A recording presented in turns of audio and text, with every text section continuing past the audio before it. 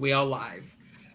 Evening all, welcome to another edition. Tonight, there may just be the three of us because Ashley is experiencing severe weather problems. So it may just be the three of us, and we're discussing about emotional support versus emotional disattachment. So I'm going to kick start with you, Nancy, about what can we do, like, talk us through both sides when it comes to energy. Oh, most definitely. And when we're looking at support when it comes to mental health trauma, looking at it as though you're looking at a first responder who's coming on site is a great way to decide who is effective in your life. Number one, are they trained? Number two, are they effective? Not everybody who is supporting us in our lives is necessarily trained or effective in the trauma that we're going through. So, if we're looking at the trauma of a car accident and we're looking for support with the emotional trauma of that, are we looking for somebody that has both experienced it and become versed in it? I'm a fast believer that those who are in the mental health need to have both in their lives, not only be trained on it, but also experience it. And I know that not everybody will agree with me, nor do I need that in my life. I know it's worked for me and the people that I've worked with. So that's where I gauge it from.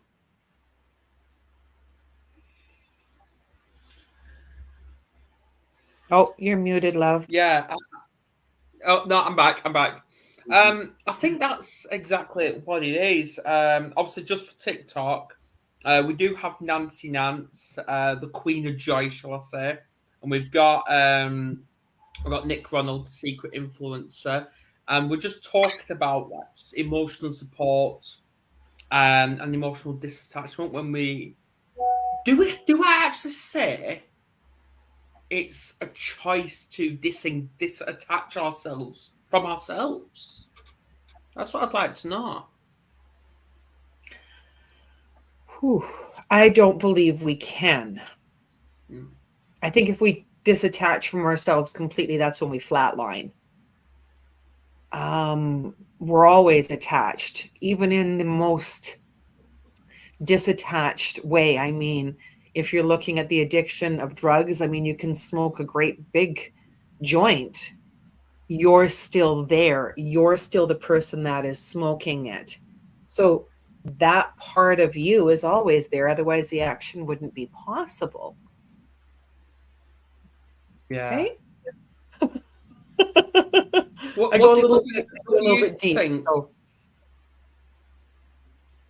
What do you Nick, think, Nick?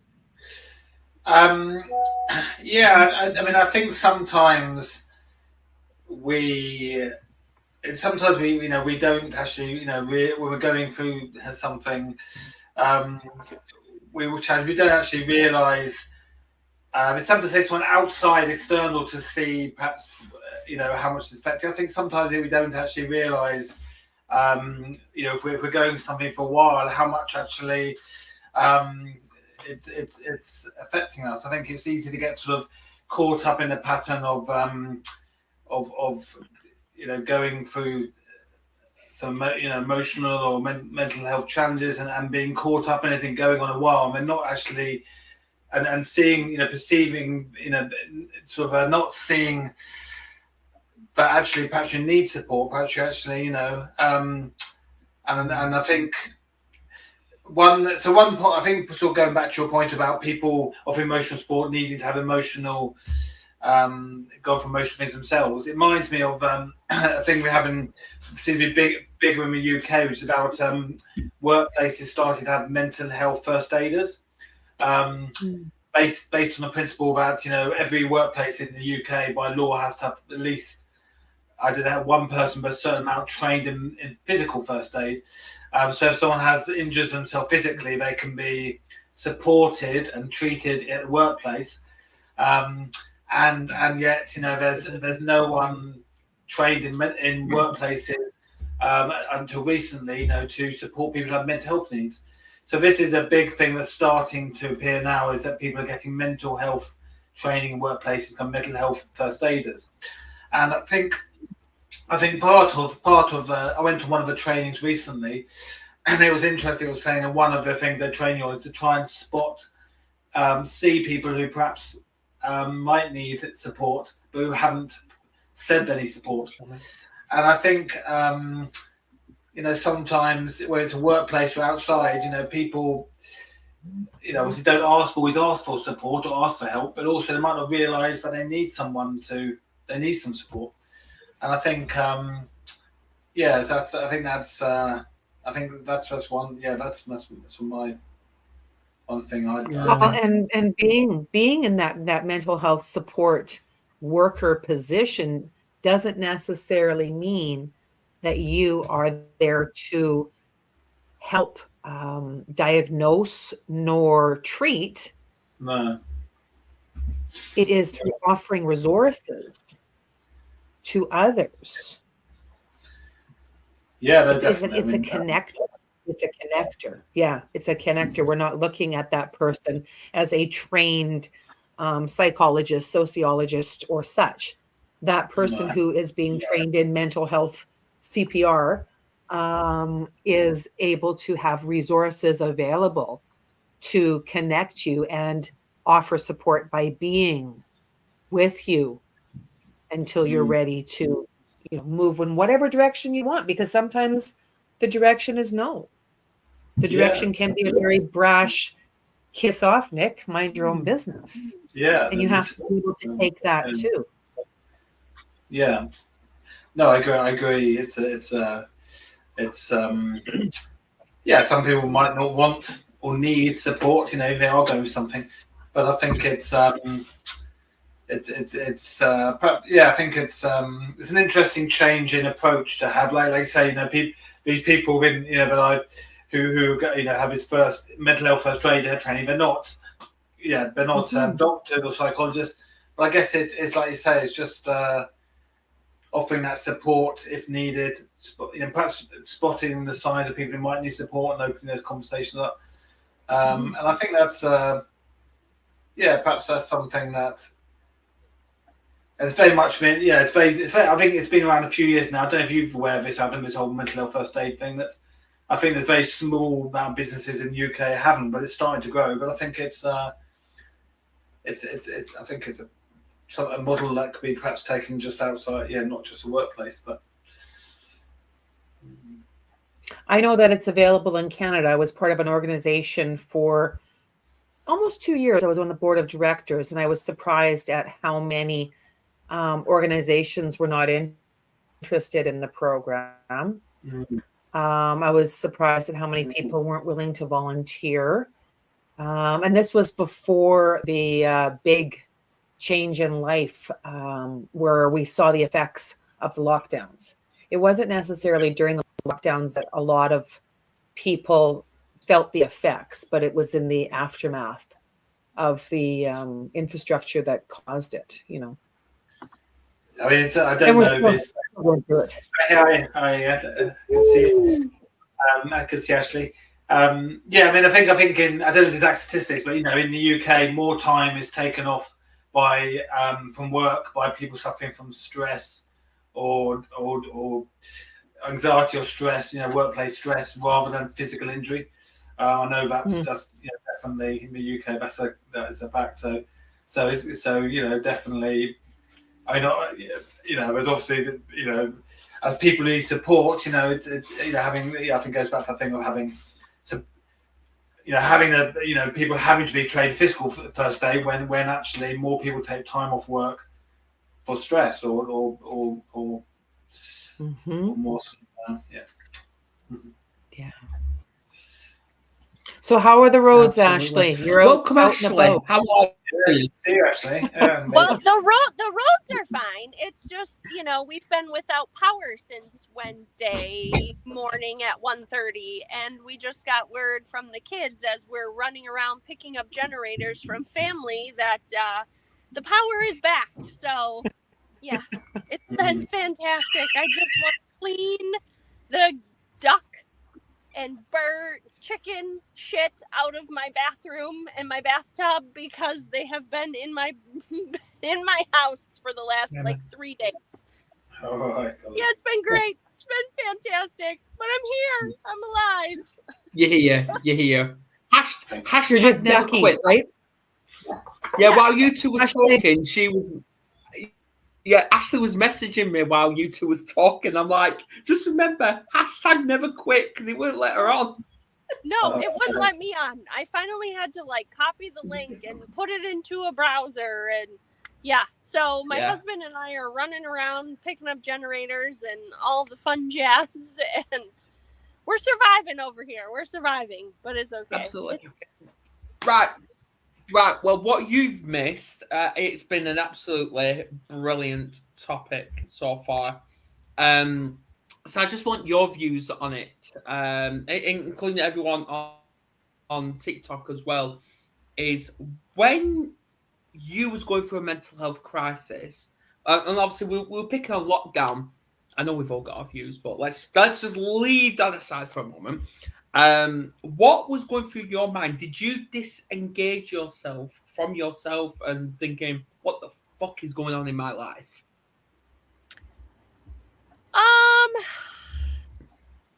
For me, I would say it was probably I didn't even think like you said, like the lockdown stuff, like all of that aside, for me, I think it was back when I was going through my recovery after my illness. And I wouldn't say that I disengaged from myself, but it was more so like, what is happening in my life right now? Why is everything like falling apart around me when like I literally just went through a near-death experience? Why isn't everybody viewing like life the same way I'm viewing life? I think is probably where my biggest struggle came in. And it was very hard for me to I think view it any differently.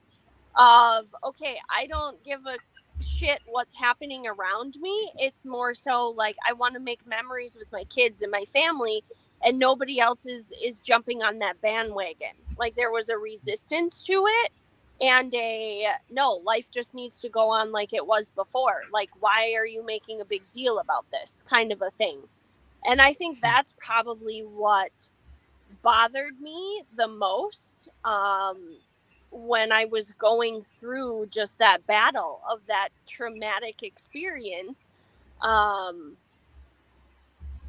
yeah, why is nobody viewing this the same as what I'm viewing this? I think is probably where I struggled the most.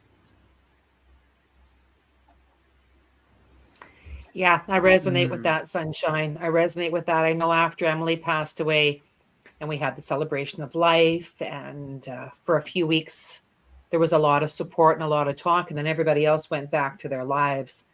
And I was very angry. I was angry for quite a few years. And then it was the suppression of the anger that made it so much worse for me because, get over it, move on. And I was at the place where, yes, I wanted to celebrate life, and healing was more important to me than it was to many people in my life.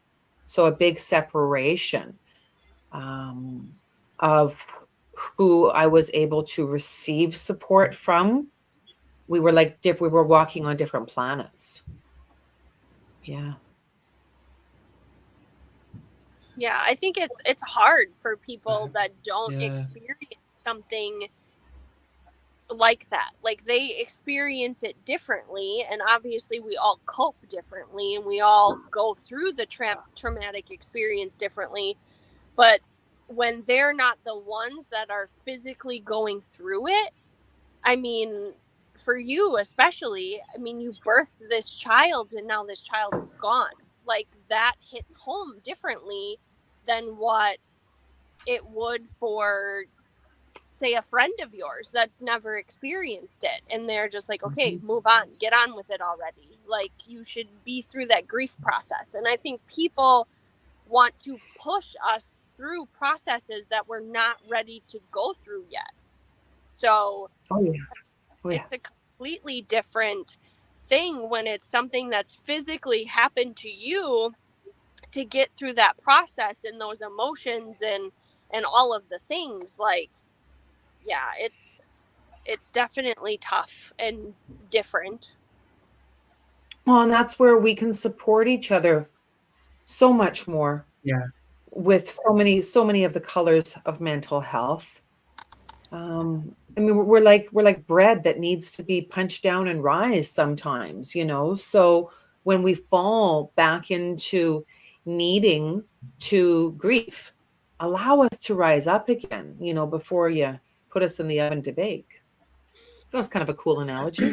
Yeah, absolutely. Right, another one, and this is actually going to hit home for me.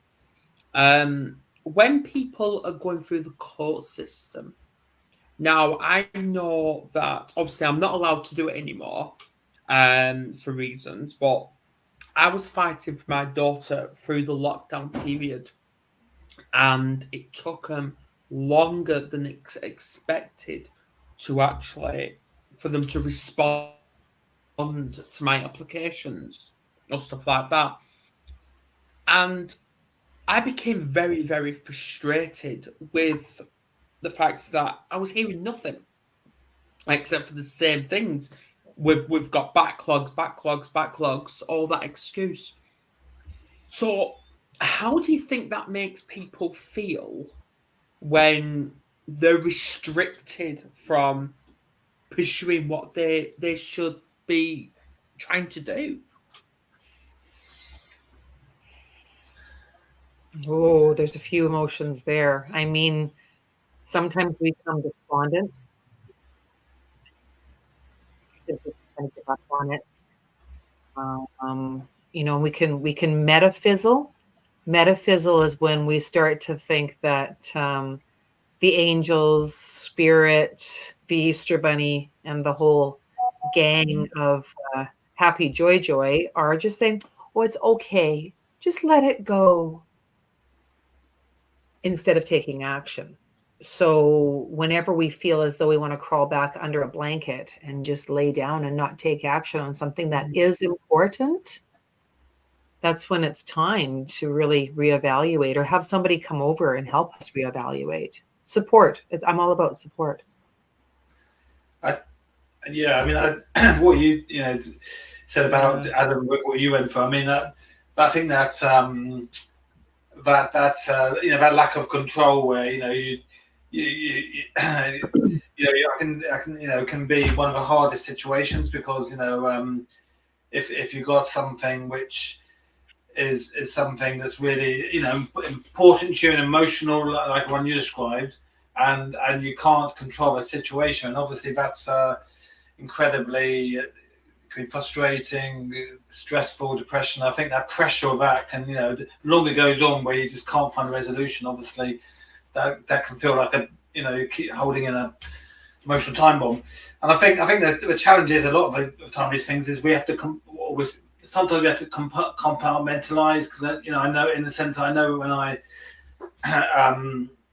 when I've had start, like for example, when I my first son was born and he was taken into emergency care, and I was starting a new job, and it was I was running between before work and lunchtime and after work for hospitals, spend all the time there. But obviously, literally at lunchtime, I'd run from my work as fast as I could, spend half an hour by my baby's bedside, and run back to work, this new job. And it was trying to sort of, and I was trying to, get the right treatment for my baby and get all this. And it was like a constant thing I was like battling with, but obviously trying to compartmentalize, because I was in a new job. And I think that's hard as well. We have these situations where we're sometimes having to sort of find a resolution to a situation like yours. I mean, where there isn't an easier obvious resolution, however hard we try. And that can be a big pressure, isn't it? Yeah, absolutely. Yeah, we've just got a comment on TikTok. Someone's put the only things you can control are within you and not based on external sources. What's your feedback on that? I suppose to me, it goes back to that. You can't control other people's actions. You can only control your reactions. And I think that's a lot of life, isn't it? We can't control what happens. What happens to us a lot of the time, but we can control how we react to it. I mean, it's reactions we control, not reactions often. So that's something that Mm, I think it is true, isn't it? You know.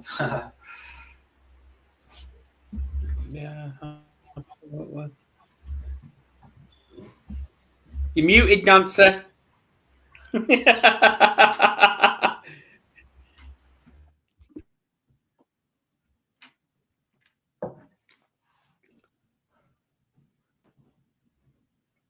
Muted, Nancy.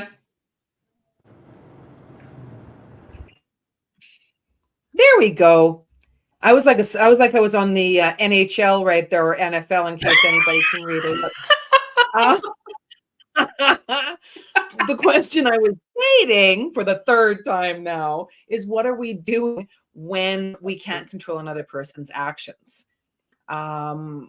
There's so many avenues that we can take right now, and I know, like, during this time I've got my crystals, because with the choices that I make, I can reach for a crystal that's going to help me amplify my energy in a direction that's going to allow me to move away from a situation, that fight, flight, freeze, fawn. Because sometimes fight may not be the best, even though that's where my automatic system goes to, and I may need to fawn or appease until I can remove myself from a situation that doesn't serve me. So yeah, God grant us the serenity to accept what we cannot control, and the wisdom to know the difference and take action. So I like this conversation. This is cool. Absolutely. Yeah. Well, obviously, I do want to hear from Ashley. So what you have heard? What's your feedback on it?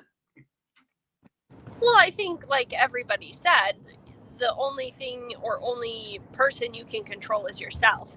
And the hard part is, like, when you're going through the court system, they're obviously not on your timeline, and that's the hard part, because they don't care like you care. So Yeah. they're just disconnected, and they probably deal with that all of the time, as far as angry parents or people that want to be able to get their kids back, or whatever the case may be, and they're just like, sorry, nothing we can do about it, deal with it, because they don't have that care like you care. So yes, it's being engaged with the situation of like still pressing the issue with them. At the same time, it's attempting to be as patient as you can be, because again, they're not going to work on your timeline. So being able to control and saying, okay, this is out of my hands, I just have to wait. And then if you're not getting anywhere with a situation like that, then yes, you keep pressing into the situation, calling, writing, whatever you need to do. But at the end of the day, again, it's out of your hands. There's nothing you can do to make it go any faster, unless you want to spend a lot of money to make it go faster. Absolutely. And even if you've got a lot of money, that's not going to move the situation faster. Someone else can have an equal amount of money, and they can hold up the courts for a very long time. We see that not just in family court, but in the courts whereby it may be an employee that is working for their rights, and the company has a lawyer on retainer, and it's about staying the course and taking care of yourself while you're staying the course. The only way that you can continue to move forward in any race is by resting and restoring and rehabilitating.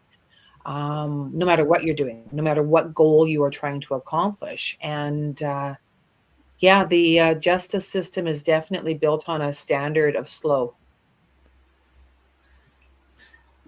Do you And think there's that's when I something try like, and remain silent, because if I start talking about it, everything will get shut down. If I start talking. Yeah. Time and place, Adam. Time and place. Yeah. Well, and I mean, Go on, Nick. when your bureaucracy, right? Let's shift it to bureaucracy in healthcare instead, then, because that's something that we all can have in our hearts for long. I know my mom right now. I've been waiting on testing for her, and if I wasn't in constant contact with her case manager and constant contact with the LPNs, nothing would have moved forward. I mean, nothing. The squeaky wheel moves things in the right direction. I mean, you can be a rebel and you can be a peaceful rebel. Make sure they know who you are. Make sure they know your name. It makes me think, reminds me of They know me already. I spoke to a lawyer about something a while back, and they said had a conversation. I remember saying you've got to be realistic, Nick, about the outcome of this. And I said, well, does that mean we're not, we're going to lose? It's going to be, we're going to lose a case. He said, no, you've got to be optimistic, but be realistic. And I was like, I couldn't quite understand when he said be optimistic but realistic. And to me, it's in a bit of a conflict there. But I guess that's the thing, really. Do we frame our perception, or it's obviously we've got to be optimistic, but sometimes it's balancing out with that realistic thing. And I think with like you said, Nancy, of legal cases, the reality is we don't know how long they'll take, and they can take a long time. And I think it's at least having that being realistic about those expectations, I suppose, isn't it? With these things, it's balancing. I'm 11 years in. Yeah. I'm 11 years in. So 11 years. I have not laid it down. And I mean, I've had to lay it in a resting place, yes, until certain outside circumstances change, and still maintain a different focus in a different direction while still having that on the back burner. I mean, it's way back there. It's there. I every once in a while I got to just blow on it, make sure that it lights up enough. So, yeah, quitters never win and winners never quit. That's my motto. Absolutely. Yeah. I want to talk about the emotional support side now. Now, obviously, I just want to talk from my experience at the minute.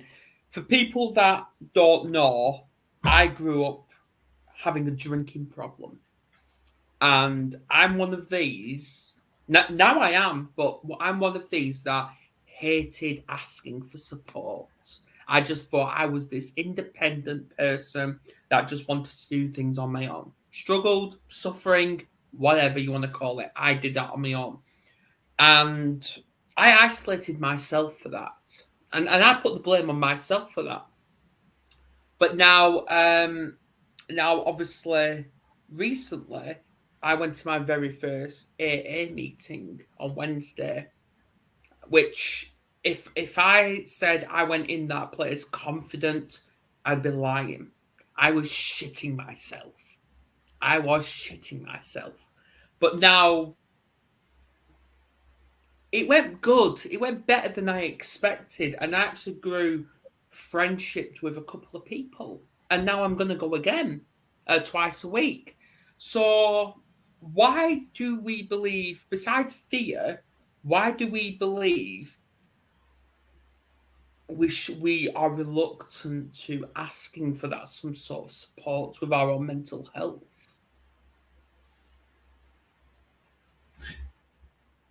I mean, that's Adam. Just about to you. Do you think you would have benefited from going? Because you said you've only just scored your first meeting now. Do you think it would have benefited you to have got that support from the AA earlier?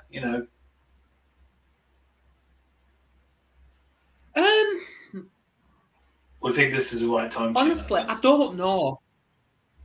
I don't know. I don't know because I didn't know back then that I had a drinking problem. And that's been me being upfront. I didn't know. I thought I was just drinking the right amount. But now thinking about it logically, now I am 96 days sober, which I think is freaking fantastic. Yeah, I've now come to realise that I did have a drinking problem and I'm still struggling with those urges that I want to drink again. And that's why I've gone to AA and I'm seeking help.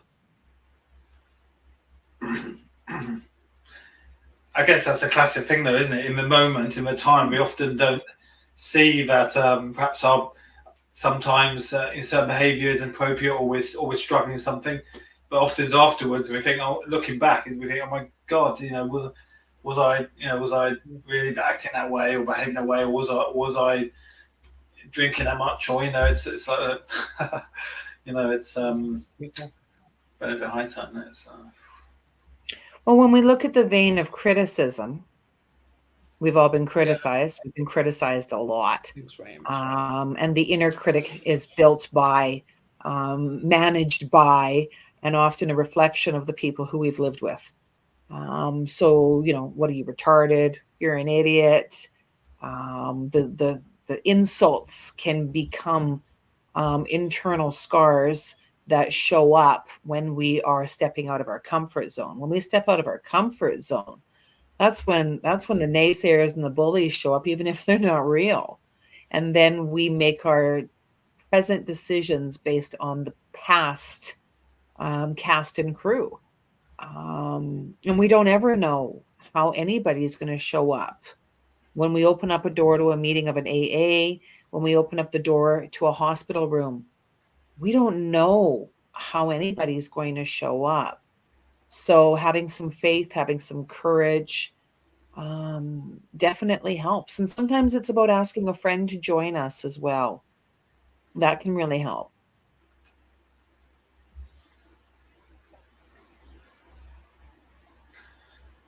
Ashley? I think, well, and I appreciate that you called me the other day and we were able to chat before you had gone to that AA meeting. But I think it comes down to the fact that we're afraid to be vulnerable. 2, we don't want it to be seen as a sign of weakness. So then we've got some pride and some ego that we don't want to ask for help.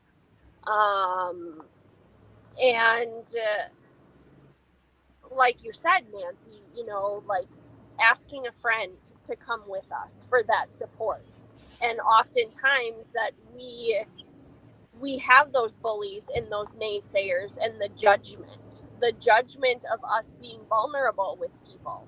But I often find that when you are the most vulnerable people, that's where you find your true people.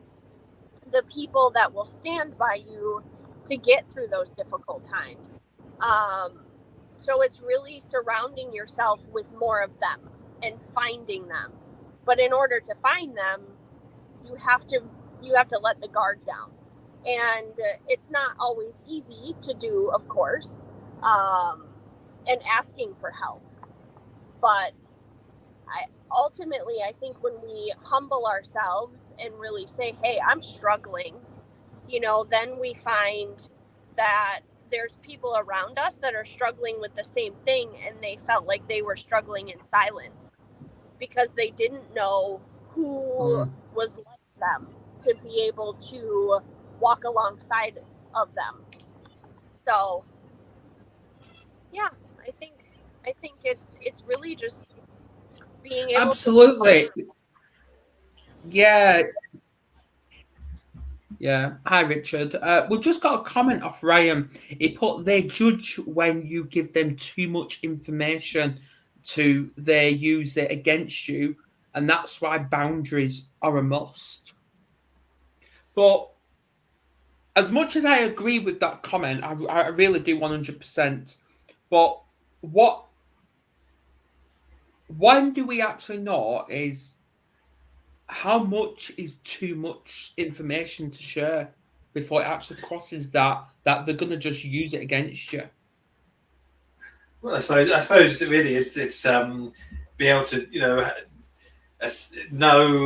judge what's a safe space, and who can trust. And I suppose with the AA, that's the whole point. The AA is a safe space, and I think I've never been to an AA meeting, but I think we've all seen the films where you go in and the first thing you do is you say your name, and you acknowledge that you've got I don't know if it's right, Adam, but you say that you've got a problem with alcohol, you're an alcoholic, whatever. And I think that's because you can't, in that AA principle is that you can't start a good road to recovery until you acknowledge you've got a problem.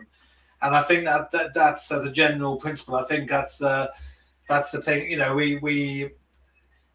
We're in a we need to have, wherever we're going to share something, we have to have a safe space with people we know we can trust, where we can acknowledge we're struggling with something, because we can't, whatever problems we have or we're going through, we can't start dealing with those until we acknowledge that it's a problem to us. Whether it could be some, it could be a stress at work, for example, but that's building up. Or it could be like a legal case, but we can't sort of find a way of managing that coping until we acknowledge that it's actually becoming something we're a problem, we're struggling it. And it's find that safe space, and a safe space could be something like the AA, or it could be something like a group of trusted friends. It could be, a safe space can be anything to different people. But I think that's the important thing, isn't it? Because then the boundaries are set within that safe space. With those. Absolutely. I see Ashley and Nancy's about to say something.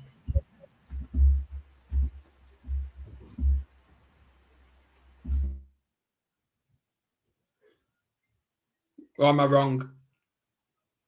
I don't know. We're gonna rock, paper, scissors it out here. But who are your they? The question is the they, right? If they are doing this, then reevaluate your they. If people are using your words or your actions against you, why are you sharing with those people? I mean, there's a lot of people in this world. There's a lot of fish in the sea. Choose a different fish.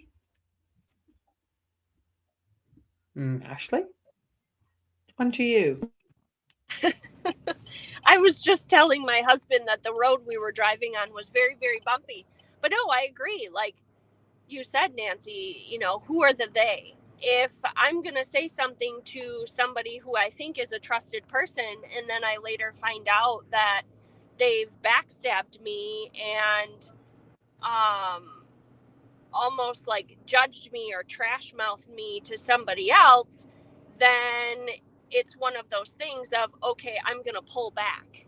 I'm not going to share as much information, or if I'm going to speak to them, I'm going to keep it very vague and very minimal as far as details, versus going to somebody I know that I can trust and be my most vulnerable with, because obviously we know that we can't always have those safe people even in our own homes, where there are situations where you're, whether it's a spouse or whoever you're living with, that those aren't always safe people.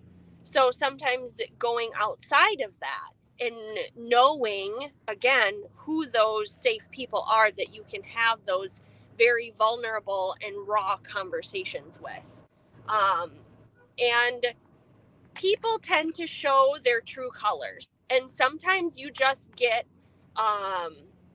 like I always say, bad juju. Like I get bad juju when you're around certain people. Like you question their motives, you question their intent. Like you get that feeling that this is somehow going to be used against me at a later date. Like you just get those feelings from people. So it's trusting your gut, I would say, as well. Like when you have that weird sense or that bad juju when you're around somebody, listen to that instinct. It's telling you something. And then you just you pull back. You kind of silently set up your own boundary. It may not be a boundary that's like openly discussed or like openly presented, but you sense it, or you just set it up within yourself. Yeah. I'm glad you mentioned that, Ashley, because obviously that's what people's been putting on TikTok about how they've got narcissists in their family. And you know what? In a way, I think we all have narcissists in our families somehow, but they're very good at hiding it until they start to get exposed a little bit. Do I say? And that's why I don't have my birth family around me. I don't, and that's by choice for my protection and the kids' protection. And that was one of the best decisions I ever made, believe it or not, in kicking them out of my life. But yeah, so someone just put, someone stabs you in the back, we end up closing up and isolate ourselves. We have to find the balance. Yeah, and I think that's when the problem lies, isn't it? Is when we build all that trust for that certain person, whether it's a family member, whether it's a work colleague, whether it's a friend, whether it's a partner, and then they suddenly just stab you in the back. And it's like, where do you go from that? And that's when mental health actually and depression and anxiety starts hitting you the most. I think it's recognizing too, like when you're being gaslit. Like, oh yeah, pay attention to when people are making you seem crazy. Because if they're making you seem crazy, but you know for a fact that you're not, and you're just recognizing behavior and patterns, but they make you seem like the crazy one, ask a trusted friend, like, does this make sense to you? And I mean, just look into it further and look at it in a logical, like, standpoint. I mean, I've had plenty of people that have gaslit me, and I'm like, am I really that evil of a person, or am I really that, like, crazy? Like, no, I'm pretty sure not. Like, and even the passive aggressive behavior. well, Pay attention to the well, passive. come on, Ashley. What? Yeah, well, come on. Yeah, well, come on, Ashley. I'm sure we've all got a little bit of craziness in us, though, don't we? I'm sure I do. I know that I do, but when you're looking at specific situations, like, yeah, there's plenty of crazy within me, like crazy reaction. There's no doubt about that. But at the same time, like, just look at the passive aggressive as well. Like, there people that have narcissistic behaviors and tendencies, they will drop hints along the way, and you'll start to recognize them. And when you recognize them, those are the types of people that you want to have very minimal contact with at all costs. Very minimal contact at all costs. And it's not always an easy situation to do, because when you haven't set up boundaries, like from the get-go or along the way, it's very hard to then implement them, like, as a hard stop. Like, nope, we're done now. All done. I've taken your abuse long enough. Now we're finished. It's very hard to set those boundaries in place where people follow them and stick to them. I'm speaking from experience, if you haven't noticed. Yeah, absolutely. So it's very difficult to then, like I said, it's very difficult to we all are. But just paying attention. Listen to the words people say. listen to the things that they do or watch the things that they do, the actions that they take. And just and even for myself,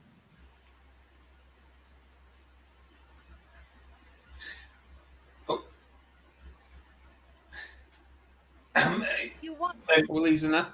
you can butter up a cupcake all you want, but do I really believe that that's what your intent is behind those words, or that that's really true of what you're saying? Because I know what you say behind my back. So two things don't equal, like 2 + 2 is not equaling 4 here. Yeah, maybe I'll just throw my thoughts in. I think, yeah. I mean, trust is the most important thing in a relationship. I mean, in many ways, and I think when trust is broken, it's so hard to get it back because, you know, the closer we get to someone in a relationship, the more trust there is. And I think once that trust is broken, it's a hard thing to get back. So trust, it's such a key thing, and being able to open up and trust people to share things is part of that. I think when you said about validating, if for example, if you think of gaslighting, if you get to validate when people say negative things, is that true? I think it reminds me of I don't know, cognitive behavioral therapy, CBT, is all about that. It's like, when you have negative thoughts, you challenge them like objectively. You say, well, is that true? That thought I'm having. And I suppose it's the same with if someone's saying that you're acting inappropriately or badly. Can you? I think but actually suggesting, can you go to someone else and say who is there and say, look, can I be honest? Did I act? Do you think I act inappropriately at that time, or did I what I said was that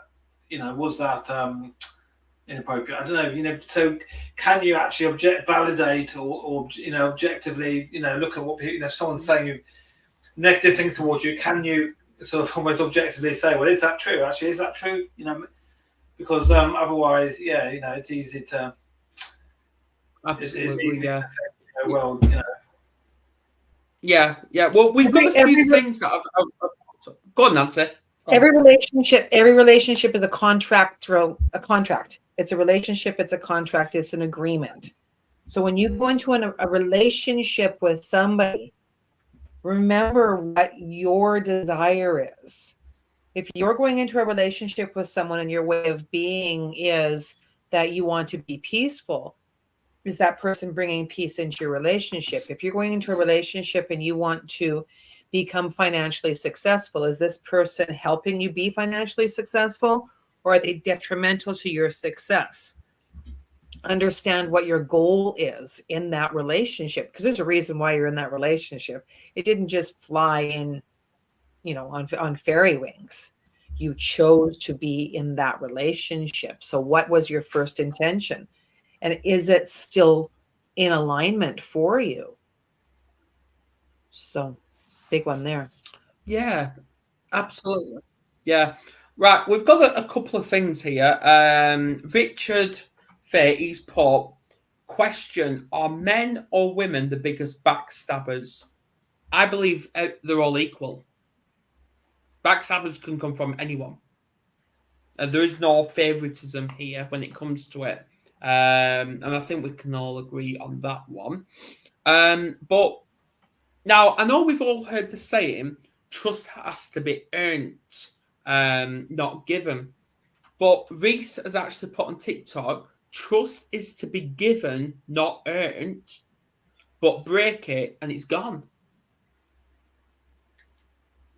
Which I think that's a great analogy of looking at things different way.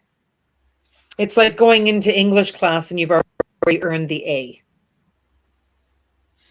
Yeah. You earn the A, and then it's your actions that keep the A. Trust doesn't need to be earned. It's an automatic behavior. It's a completely intuitive behavior. If we stop trusting, then we run into problems. I mean, you look at the way that people are, I don't trust the police. I don't trust this person. I don't trust that person. And that puts a big blanket on a whole bunch of people. Same question was with the backstabbing. Is it more men or is it more women? Well, how many women do you have in your life? How many men do you have in your life? I mean, do the math that way. Think about it. So I always give full trust, but you do definitely get that honor revoked as needed. It's an interesting one. Do we assume we can trust everyone until they prove you can't trust them, or does trust have you learned where you can't trust anyone unless they prove you can trust them? And it reminds me of my whole stranger danger thing with my son. I'm teaching a bit stranger danger, but then that's a bit like basically saying you can't trust strange adults until you know them, and then there's a sort of, as you know them, you can trust them. When perhaps should it be the other way around? Where I don't know, but it's there is definitely. I think we are. I think taught, that if you can't assume you can trust people until you get to know them. But certainly, I think we get in my son, young children, we teach them that strange danger thing. But it's interesting, maybe turning around the other way, maybe.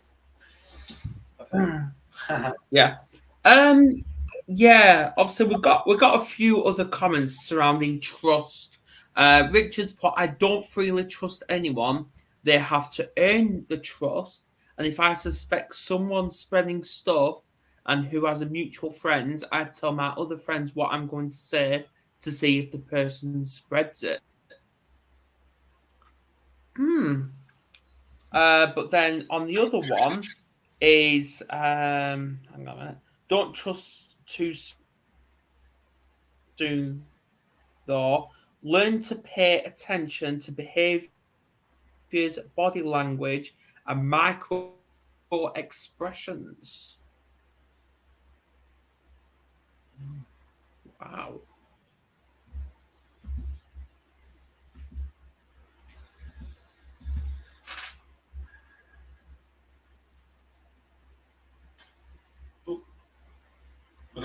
That's not my problem to think about or even talk about. If they want to talk about me badly, get to taking the opportunity and to actually think about my life and how successful I'm actually living it. And if they want to talk badly, and then that bad negative comes back on me, instead of actually taking it personally like I used to, I'm using it as a stepping stone into where I need to be in life. Because it's like that saying, isn't it? When people are throwing stones or bricks at you, don't throw them back. Use it to build a fortress. Oh, I like that. I've never heard that. I see Nancy likes that one. I like that. I've never heard that one, but I remember that. That's a good one. Well, and I mean, there's so much that we can learn on any given Sunday. Any Given Sunday is a beautiful movie that talks about football, and I love sports because I love watching the way that the players interact and the kids interact. It's about building a team around you of people that you can trust, that you can throw the ball to, people that are going to protect you when you've got the offense coming at you. You really got to reframe your structure. And I mean, yes, build a moat around your home, your environment, put up fences, and don't let the dogs in because they are going to shit in your backyard. Fact. Yeah. Who let the dogs in? Who? Well, it's like, when you hear, people, some people say, they're successful. I'm a self-made millionaire. I did all my own. I made it myself. But actually, well, didn't they have, along the way, family or friends supported them? Didn't they have a partner? Didn't they have an accountant? Didn't they have, actually all the people who've helped on their journey to success in different ways, who they would never had that success and made those millions without those people all playing their part. So I think the point is that, we are, it's that team thing, we may not have a formal team, but everyone, has or should have, some sort of team, some sort of, because, doing on your own is it's hard, and obviously, yeah, it's very, but yeah, a lot of people who say they did it on their own. Did they really? It's there's always people that along the way. Yeah, absolutely. Yeah, and obviously Richard's part, which to be honest, I actually think. Do I see it as a good question, or do I see it as a comment? How does micro expressions work if the person has Tourette's and have facial tics? So, I don't know. What do you think, guys? Well, let's say body language is it's a 55% of how we communicate. So obviously, we do consciously and subconsciously, see how people communicate in body language and listen, take on board, the message they're communicating, and we make assumptions by how the person's feeling or what they really mean by the way they use body language. But yeah, of course, if people have example Tourette's or facial tics, then that's not going to, the body language they use is not going to reflect have the same meaning as it would perhaps other people. So I think certainly. Absolutely, yeah. I would pay attention to the other body language being displayed, though. Like, are their arms crossed where they're closed off? Are their arms like open? Are they leaning in intently, like listening? Or are they like pushed back and like standoffish? There's other body language things that you can pay attention to see those expressions and how they're receiving what you're saying, or just conversation in general, or how they're reacting to what it is that you're saying. So there's other things and other cues that you can pay attention to regarding body language. So that's kind of my, because somebody could be listening intently, but their arms are closed and crossed, and that's giving you a totally different read. So there's just a lot of different things that you can look at. Yeah, looking at the overall, like the whole picture of the person, not just their body language, but the sound of their voice. Yes. There's so much that we can take to guide us as to whether that person is our person or not. It's that, again, back to frequencies. Just because someone's playing rap music in their vehicle doesn't mean they're a gangster. I play rap. I'm not a gangster. Rock and roll's it. Rock and roll music's awesome. Right? Yeah. Absolutely. Well, I don't know about you guys, but should we wrap up or what? Or is there more to talk about surrounding this? What's coming up for next week, Adam? Next week, obviously, I don't straight away. I don't know if I'm going to be on TikTok next week surrounding this, but we're going to be discussing about mental health and intimacy when you're in a relationship. But we're going to bring a bit of humour into it as well. Obviously, we've got Michael Weitzman, who's an absolute comedian when it comes to these things. And we've got a dating coach coming on called Kim Dunlop, who's from Australia. Great! Wow, fantastic. I'll try. I'll be listening. I'll be listening. I don't know if I'll be here because I will be in a matter of justice. Absolutely. Yeah. So it may not be on TikTok. I may be live on Instagram instead. Because obviously because obviously we all know what TikTok's like. It's very sensitive when it comes to these things. So we're just going to be very sensitive when it comes to intimacy, because it's basically talking about sex. Sure. So yes. I know. Very, very interesting. So fun. Yeah, I know. Yeah, social anxiety affects intimacy. Straight away, we're already onto it. But that is actually going to be 9 p.m. UK next week. Not 8, but 9. So yeah. Fantastic. That'll be a good one. So I don't know. Should we wrap up? It should, yeah. It's a wrap. It should. It's a wrap. I think that's good. Good It's gonna be a wrap. It's gonna be a wrap. finishing. So yeah. Well, thank you for everyone that's tuned in, commented, interacted. If you're on Facebook on the Warriors page, please do go and subscribe. It's literally stays it is 99p for 1 month.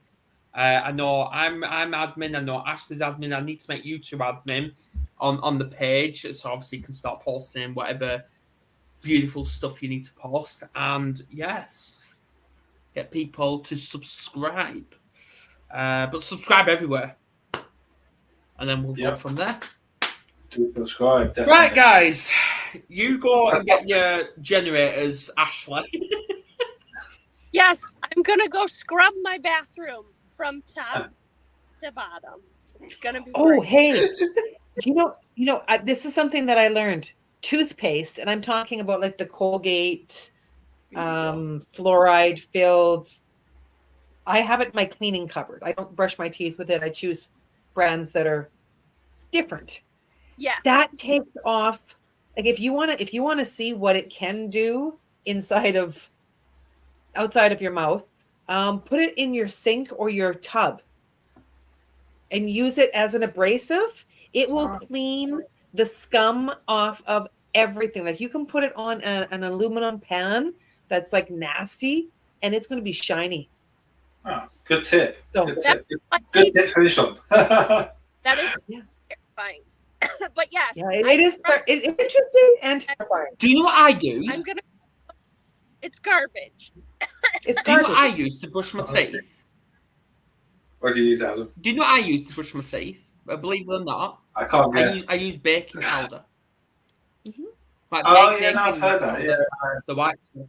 I've heard Yeah, this. coconut- It does the Coconut exact same oil. stuff.